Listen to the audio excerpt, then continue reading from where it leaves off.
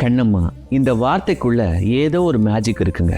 அதனாலதான் இன்று வரைக்கும் பல காதல் பாடல்கள்ல இந்த வார்த்தையை பயன்படுத்துறாங்க. இந்த வார்த்தைக்கும் நம்ம பாரதியாருக்கும் ஒரு நெருங்கிய சம்பந்தம் இருக்கு. வணக்கம், நான் நிரஞ்சன் பாரதி, மகாகவி பாரதியாரின் எழுப்பேரன், கவிஞன், திரைப்பட பாடலாசிரியன், அழுகணி சித்தர். இவர் தான் முதன் முறை இந்த வார்த்தையை பயன்படுத்தினார்.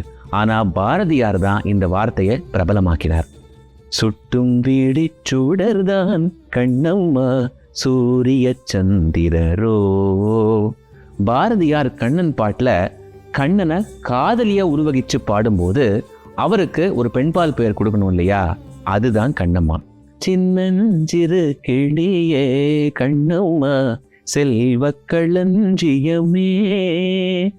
பராசக்திய ஒரு பெண் குழந்தையா பாவிச்சு பாடும்போது கூட நம்ம மகாகவி கண்ணம்மா அப்படிங்கிற வார்த்தையை பயன்படுத்தியிருக்காரு. இன்னொரு இடத்துல நின்னை சரணடைந்தேன் கண்ணம்மா அப்படின்னு பாடுவார்.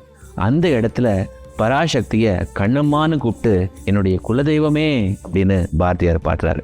காதலி, குழந்தை, குலதெய்வம், இந்த 3 பேருக்குமே ஒரே வார்த்தையை பாரதி பயன்படுத்தி இன்று வரைக்கும் ட்ரெண்டிலேயே இருக்கார் அப்படின்னா அது சாதாரண விஷயமே கிடையாது.